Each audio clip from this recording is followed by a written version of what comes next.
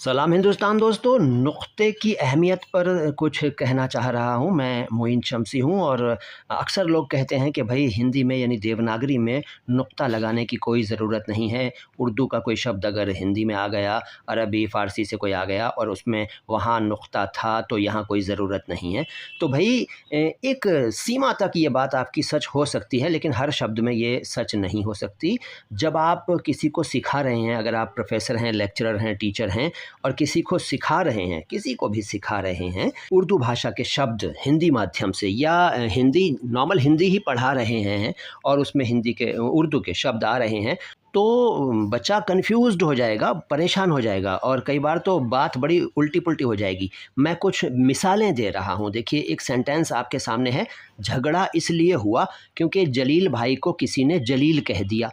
अब ये वाक्य लिखा हो कहीं पर तो पढ़ने वाला परेशान हो जाएगा। वो बोलेगा जलील भाई को अगर जलील कह दिया तो क्या हुआ? उनका तो नाम ही जलील है ना? तो उसने कौन-सा बुरा कर दिया जो झगड़ा करने लगे? तो बड़ी अटपटी बात हो जाएगी। दरअसल यहाँ जलील भाई तो ठीक है, लेकिन किसी ने उनको जलील नहीं कहा, किसी ने उनको ज़लील कह दिया था, इसलिए झगड़ा हुआ। ज़लील लिखने के लिए हिंदी में ज के नीचे नुक्ता लगाना पड़ेगा, वरना आप जलील और ज़लील का अंतर एक वाक्य में स्पष्ट नहीं कर सकते। बताइए, कर सकते हैं क्या? दूसरा वाक्य देखिए, कमर की कमर में दर्द है। अब लर्नर पूछेगा, कमर की कमर में दर्द है यार, ये क्या चक्कर है? कमर की कमर में, असल में वो कमर है पहले वाला। कमर नाम होता है लड़कों का, इंसानों का।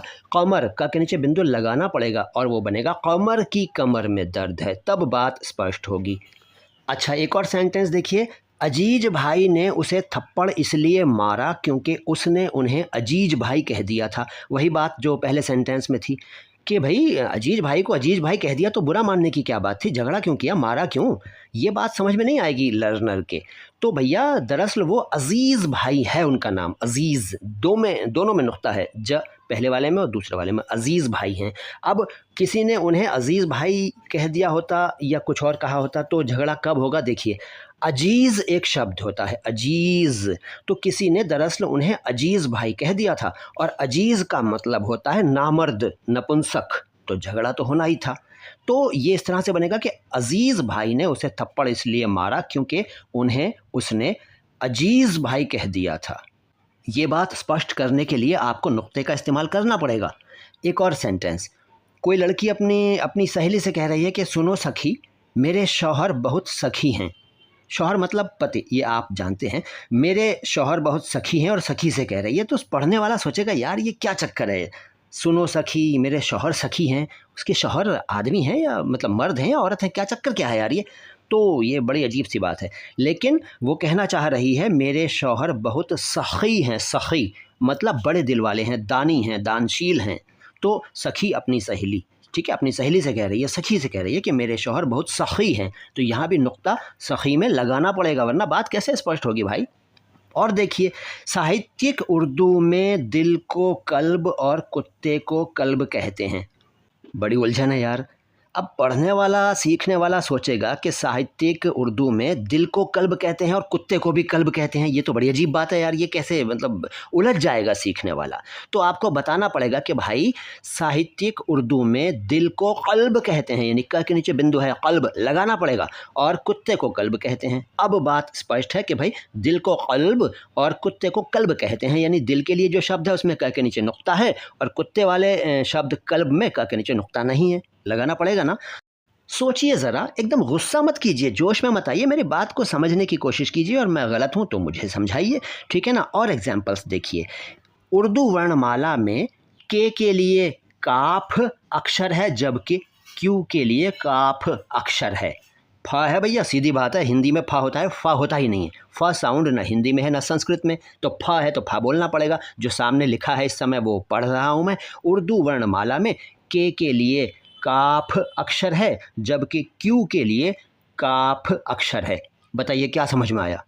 यहाँ नुक्ते लगाने पड़ेंगे।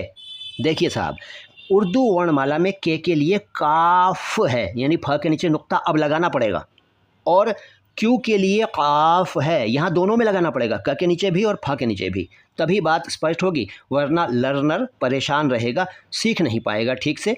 और आपको अपनी बात समझाने के लिए बहुत सारे वाक्यों का प्रयोग करना पड़ेगा, बहुत देर लगेगी, बहुत टाइम वेस्ट होगा। इसलिए नुक्ते से बचना नहीं चाहिए, जहाँ ज़रूरत हो वहाँ इस्तेमाल कर देना चाहिए। एक और एग्जाम्पल, कुर्ते के गले को उर्दू में किताब कहते हैं। झगड़ा हो जाएगा भाई साहब। आप कहेंगे भाई कुर्ते के गले को उर्दू में किताब कहते हैं, अगला कहेगा किताब तो बुक होती है, कुर्ते के गले को भी वही कहते हैं। आप बोलेंगे नहीं नहीं, उसे वो नहीं कहते हैं, उसे किताब कहते हैं। तो भैया समझा नहीं पाएंगे आप। जब तक आप क के नीचे नुक्ता नहीं लगाएंगे और उसको किताब नहीं बनाएंगे, तब तक आपकी बात अगले की समझ में नहीं आएगी। कुर्ते के गले को उर्दू में किताब कहते हैं, अब सही है, का के नीचे नुक्ता लगा दिया, किताब बन गया। किताब नहीं है, ये किताब है। फ़ारसी में बेटी को दुख भी कहते हैं, एकदम गलत बात है, एकदम बेकार बात है। बिल्कुल नहीं कहते हैं बेटी को दुख। अरे भाई बेटी तो सुख है, बेटी तो सुख का कारण है, एक लक्ष्मी कहते हैं हम लोग, तो भाई बेटी जो है वो लक्ष्मी समान है, देवी समान है, तो उसको फ़ारसी में दुख कहेंगे? बिल्कुल नहीं कहते हैं। दरअसल फ़ारसी में बेटी को दुख कहते हैं, दुख। ये समझाने के लिए आपको देवनागरी में भी ख के नीचे नुक्ता लगाना पड़ेगा। बताइए, नहीं लगाएंगे तो कैसे समझाएंगे? वरना वो समझेगा कि फ़ारसी में बेटी को तो भाई बड़ा गलत कहते हैं यार, ये तो नहीं कहना चाहिए, है ना? तो दुख है, वो दुख नहीं है। इसके बाद, उसकी खाल पर जगह जगह खाल हैं। पढ़ने वाला उलझ जाएगा, बोलेगा यार ये खाल पर जगह जगह खाल हैं, क्या चक्कर क्या है?